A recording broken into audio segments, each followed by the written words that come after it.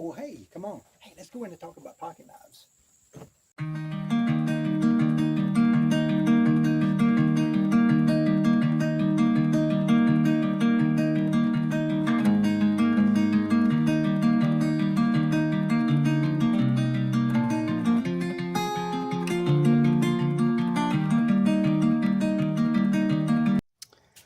All right, next up, I think we're going to tackle this Schrade Walden. I love a Whittler style knife. That's where you have the one main blade here and the two secondary blades on the other end.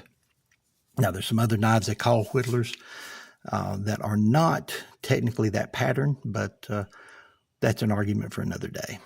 So what I'm going to do first is see if I can find a blade that will match that one. That one should be a pin blade. As I said, someone else had already drilled out the pin and pulled out the blade, but we've not matched it up, or we'll have to take the pin the rest of the way out and actually take the rest of the knife apart to really make sure we have everything fixed. I have a selection of old pin blades. That one's unmarked. That one, the tang shape is a little different. That's tantalizingly close to what I want. And again, I don't know the maker of that one. Ideally, I would get one that I knew was from a Schrade Walden. Okay, well, let me zero this out. Okay, so our original is 0.075 inches. This one is not 0.061, so it's too thin to work well. That one is too thin, and that one is stainless. I don't want to mix stainless with them, with a carbon steel. I want to keep it all looking the same. I have some old sheep's foot blades.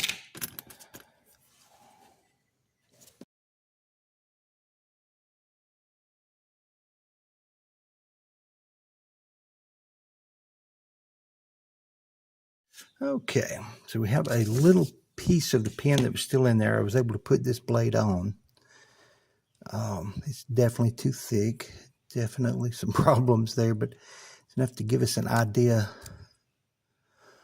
of the blade. Let's see, sitting in an angle, it is very much too long. But that might actually help us. I can reshape it a little bit. I can actually make it look more like a little pen blade. I've got enough blade to work there with. I can reshape it that much. Okay, the lighting is horrible at this side of the shop. But we're set up over here near the larger anvil, larger vise. My small hobbyist vise is really too small for this. What we're going to do, we're going to take a razor blade, and especially since I've already got a gap here around these springs, I'll take a razor blade and insert it between the liner and the spring. Make sure it's clear. And just by hand, I will push it down until it's as close to that pin as I can get. Okay, put this in the vise. Close those jaws up until they're not actually touching the knife, just the razor blade. I want a little wiggle room there. I want to only touch the razor blade. Knife in the vise. Again, the knife has some wiggle room. We're resting on the blade. And I'll drive it down with a dead blow hammer. Gentle taps. My razor blade is seated against that brass pin now. So I'll hit it a little harder, and I'm holding the knife to keep it from falling.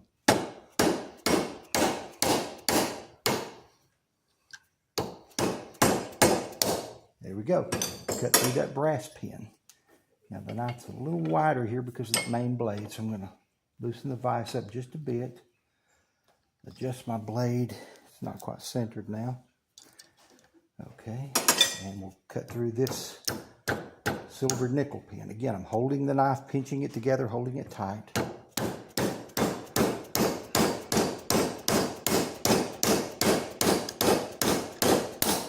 There we go. All right, so using the razor blade to cut through those pins is a very good technique, very handy. Again, I don't use it with every knife. If I have steel pins, I don't want to use that technique. But I did put a few nicks in that razor blade, so I can only use each razor blade a couple of times, but these are fairly inexpensive. You want to keep a good supply on hand, and you definitely want to wear good eye protection. So I'm going to set my bad blade there, my broken blade, and my hopeful replacement beside it. Okay, then I'll begin taking the knife apart. Now, everyone has their own way of marking these blades, but you do want to mark blades and springs. Make sure you get them back in the correct position. Now, I cut this on the pile side, which is the back side of the knife, so this would be my second spring. So for me, I put 2 marks, and I scribed 2 marks on there with a file. That means that's the second spring. You don't have to do it that way. In fact, that's probably absolutely the wrong thing to do, and someone is screaming at the phone or computer screen right now, but that's what works for me. You can do what works for you. You see the liner on this one. So we'll gently pry that off the pin if we can. And the liner is beveled because we have 2 blades at one end, 1 blade at the other, and even though they're different thicknesses, the liners are typically beveled on a Whittler. Now, some of the older Whittlers would actually just have 1 back spring, and it was split halfway down the middle. That's something that took great skill to accomplish. All right, so I've ground on that pin some. There we go. It's deformed, I believe, from using the razor blade. It deforms the end of the pin. Not fun, but it's not all that unexpected either. Now then, this will be my first spring. So I'll take my file and scribe 1 single mark on it.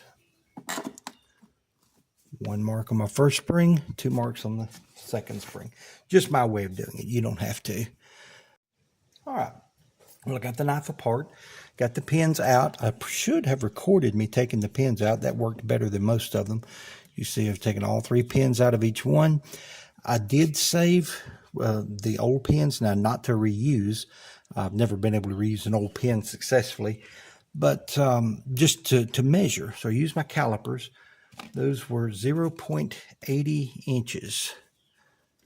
The pin stock I have is 0.95, so it's 15 thousandths over. Same thing with my silver nickel, 0.91, 11 thousandths over. And you will find differences in pin stock when you buy a pin. It's yeah, a little bit imprecise sometimes, according to who you buy it from.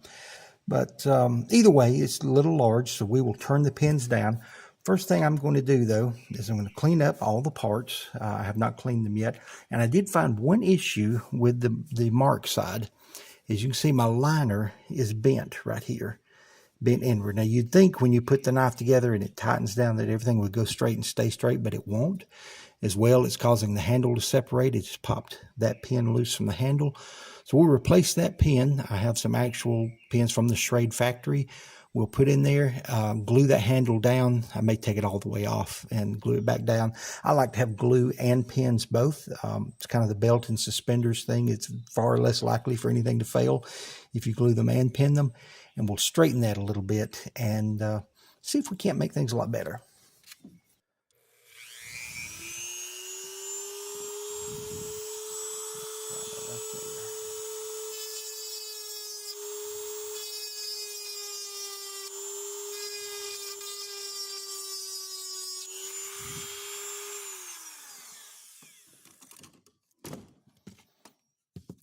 There we go.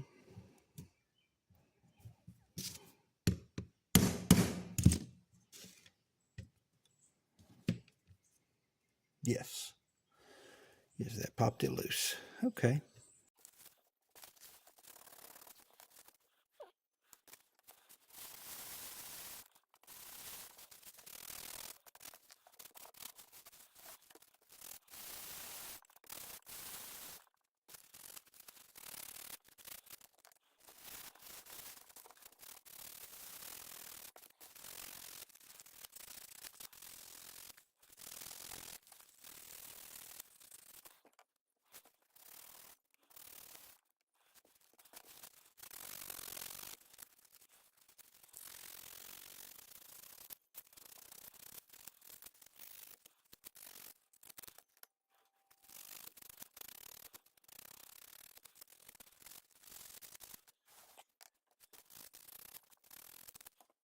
Okay, I know I've talked before about turning down pins. We do this for practically every knife that we do. You could buy pin stock in many different sizes, but it's generally not exactly the size you need. So this pin is 0.91 inches, and I need it to be about 0.78 or 0.8. So we're going to see if we can take about 12 thousandths off. We're going to do that by turning the pin. This is much like using a lathe, where you would put stock in a lathe, turn it, and get it down to the size you need. This is not as precise, but it is the same basic thing. We're going to use a cordless drill and a sander.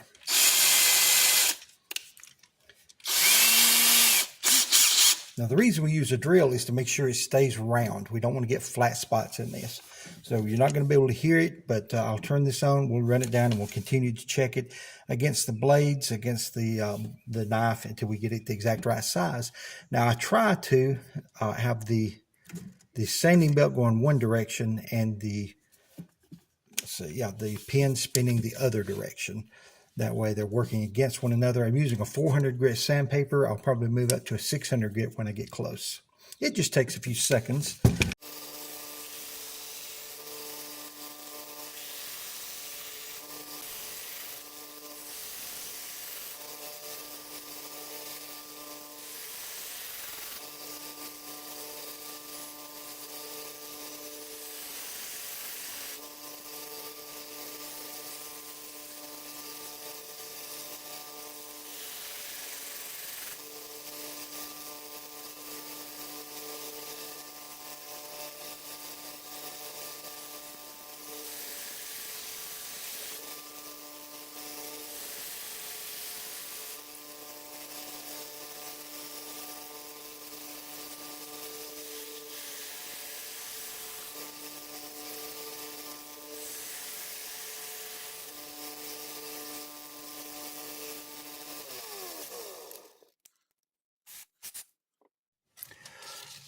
All right, so we've got several things done here. Our pins are turned down to the correct length.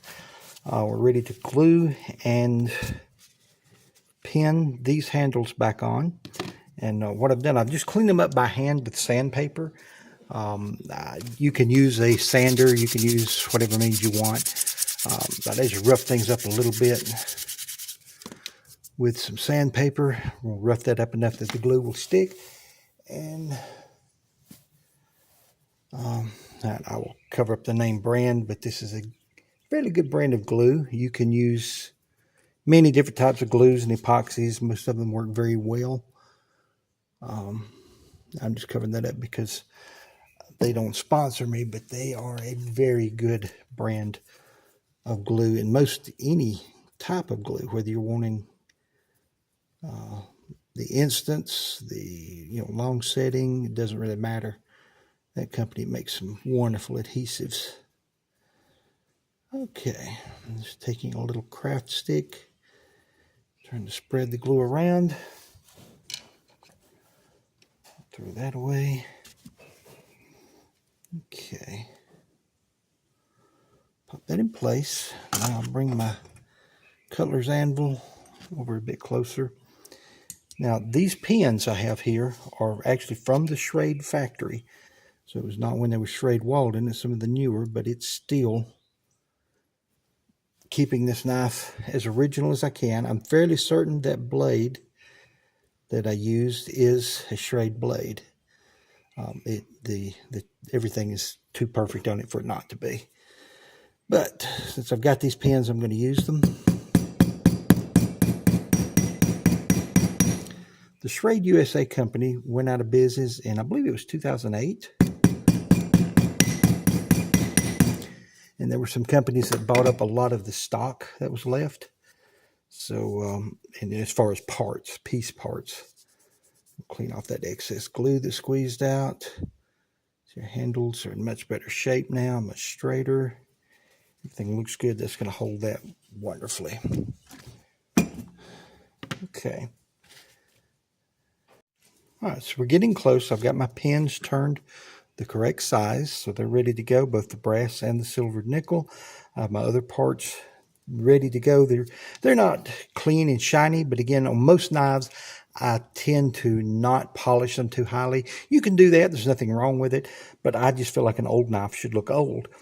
But this knife is somewhat cobbled, we'll say. It's not going to be a perfect restoration. I don't know for sure that the blade I'm putting in is a Schrade blade, although I believe that it is. It's not marked in any way, so I don't know. One of the things I'm going to do, though, to make sure this knife is never mistaken for an authentic knife, is I'm going to put my initials and the date engraved on the pile side liner.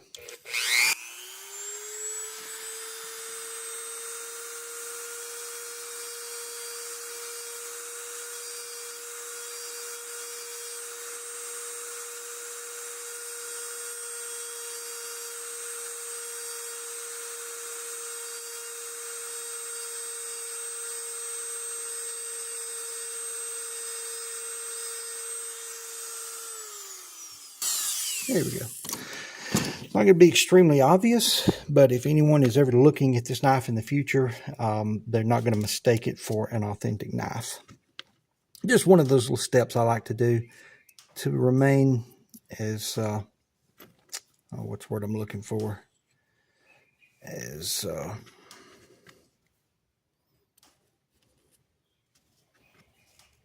ethical as possible. That's the word I'm thinking of, ethical. I can't think and work at the same time. Okay. So get those assembled. Okay. I'm sorry. I'll try to keep this in frame. It's a little frustrating sometimes putting these together. So I can tell this is the side that had my broken blade because that's the one that had been previously drilled and it was messed up a little bit there. So I'll use a drill bit for this pin. It's not going to fit perfectly, but it's be enough for me to get a test fit. And I love that liner. It's angled, but see, when I cleaned it, I can see it's got a crosshatch pattern that was probably very unintentional. Just something messed up from the factory. But it is very beautiful. And again, once it's together, no one will see it. No one will know but you and I. But that's okay. Sometimes you find little surprises like that inside of knives, and it's pleasant to know, even if no one ever sees them, except the people who took it apart. Okay, this liner makes things extra interesting to put together. Okay, this is my single mark, so it goes on the first side, which is what I think of it as the first side. That would be the mark side, the one with the shield. Okay, this one has my 2 marks on it. When I cleaned it, I did not clean it enough to remove those marks, because I definitely want to be able to see those again later. Okay. Now, let us see about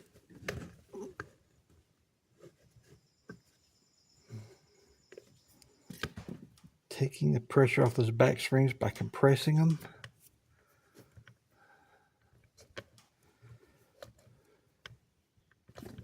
Hold on. I want to put my rubber protector on this side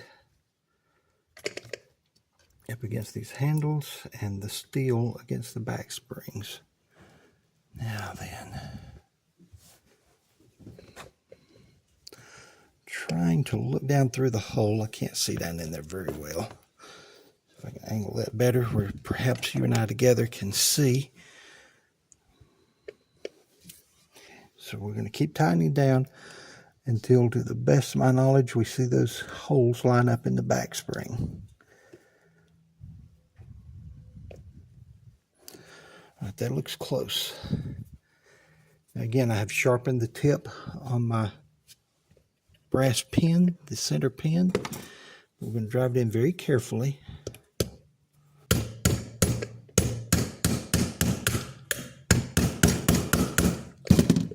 And I don't believe it's going through. Oh, it did. It's just barely through, but it's through. I probably did not get my pin turned down quite enough. And it's sticking as it goes through, but we'll be able to cut it and get it on through there. This back spring popped out of place, so See if we can reposition it. There we go. All right, squeeze our knife back together. Okay, let's do a test fit now. Main blade is canted off to the side, so my pressure is not right, which we don't have the knife pinned together, so that's acceptable right now. Oh, I see one of my liners is out of place. Not liners, the little extra spacer that was here. I apologize. I keep moving this out of frame. I keep moving it so that I can see. But you might want to play along as well. So I'll do better if I can at keeping it in frame. There we go. Now then that spacer. My main blade sits a little more evenly. It's going to wobble right now, but that's okay. Okay, let's try our original small clip blade and our new sheep's foot that we may try to shape into a pen. Okay, so that tells me things at least fit together in the knife. It's not going to be perfect, but what we're going to do now is get these pins in a little better shape where it'll go through. I'll turn them down just a hair bit more, and then I'll go ahead and reshape that blade, and we'll go from there. All right, so we're going to try shaping this blade a little bit. I've got a couple of different ideas. One is just to keep it a sheep's foot but make it a little bit shorter. The other is to shape it a bit more like a pen blade. So let's see what our options are. If I'm going to make it more like a pen blade, I could cut it off right in there, round it up a little more there. Well, no. That's why I like to use a Sharpie. I can change my mind with it. Not quite. I don't want it quite that short. Let's see. I want it about the length of the other blade, which comes to right there. Okay, so if I did that, that would give it a nice pen shape. Not 100% sure I want to do that, but I might. See what, I can take another pen blade out and look at it and kind of familiarize myself again with the shape that we want. Because this is one we considered, but it was far too thin. So we'll just hold it up here, do a quick outline. About down here to about right up there. And curve that in just a little. Aiming for that midway point. And I think that will make a decent pen blade. Let's try it. The worst thing can happen is that we don't get it done and we put another blade in and start over.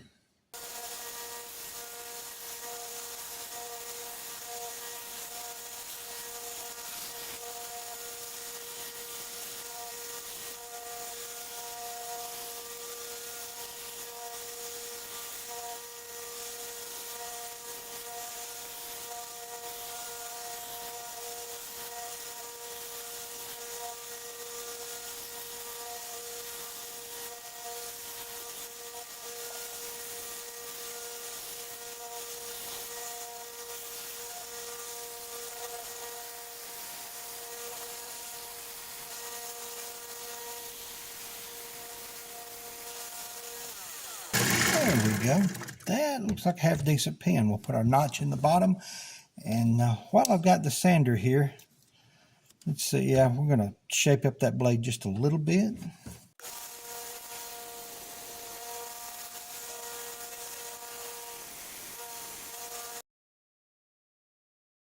Okay, so we've got a couple of things here after we've gotten it all, got our blade shaped like we want. They're not sitting exactly the way I want them to. Now my new blade is just right. It's sitting right against the liner. I don't know if you can tell, but right against that liner as it should. This blade is an original, and you see it's got a gap between it and the liner, and that's not going to let the main blade close as well as I want. I don't know if you can tell the main blade fell on the wrong side of that. Now, I don't have the knife peened together yet. That makes a big difference. But we'll peen it together, and then we'll see how everything falls. We may have to crink some of the blades, which is a good opportunity to break a blade. We'll see how that goes. First, we'll peen this together.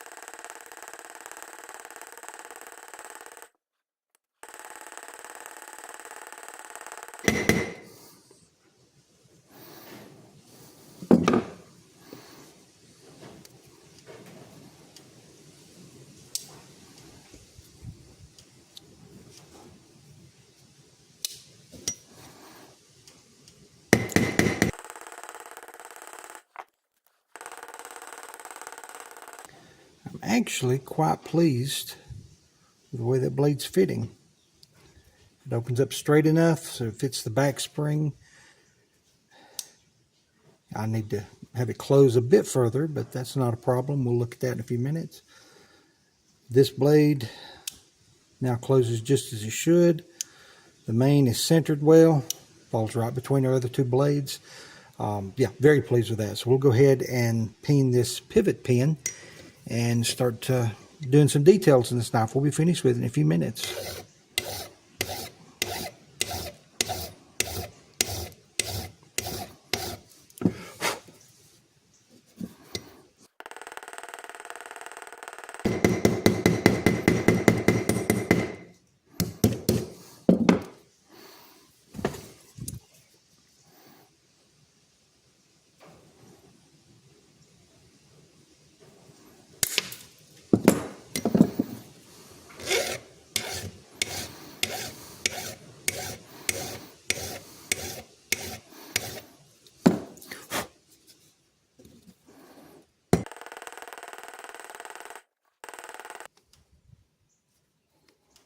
I think I swelled the pin a bit too much. It's fitting tightly inside the hole of the blade. There we go. Starting to loosen up a little now. Still doesn't quite have the snap I want, but we'll get there. I believe a little bit of use. There, that blade is great. Didn't even oil the main blade, but it's already feeling good.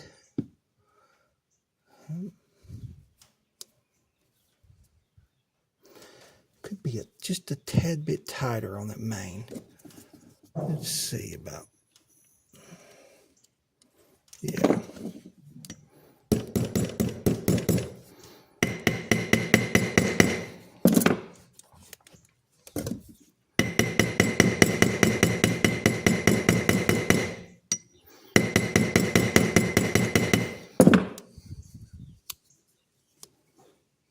Okay.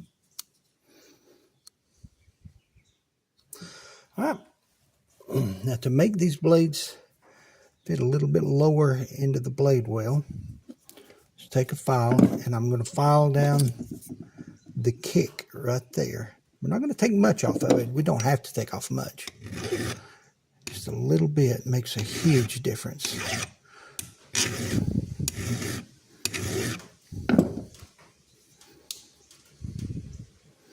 Now we see the tip is barely protruding. Take just a couple more strokes off with the file.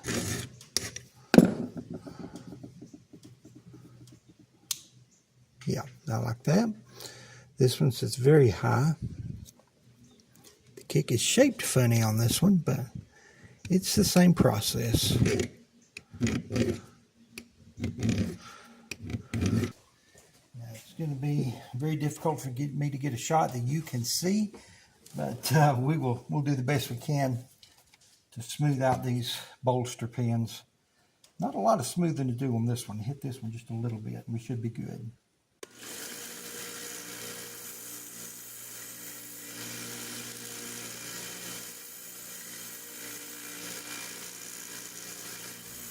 I was correct. You really can't see anything from this angle.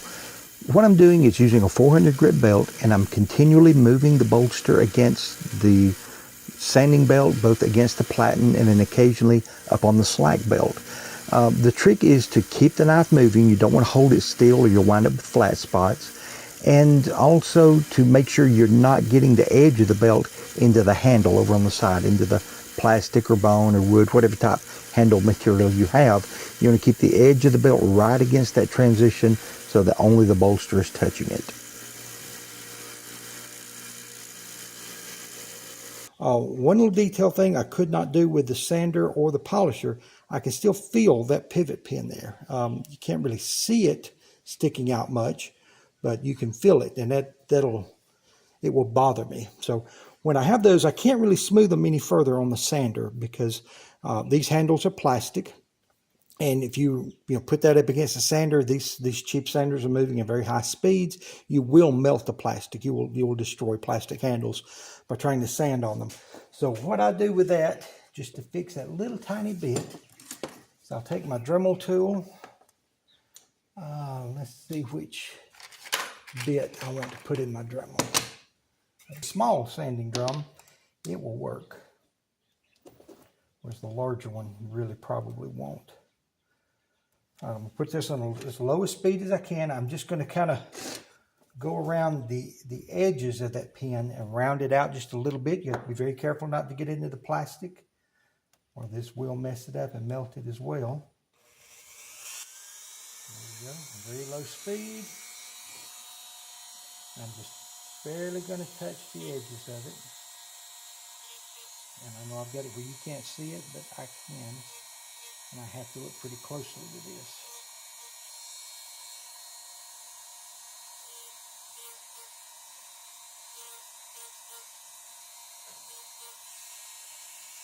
Oh, it's already fitting much better.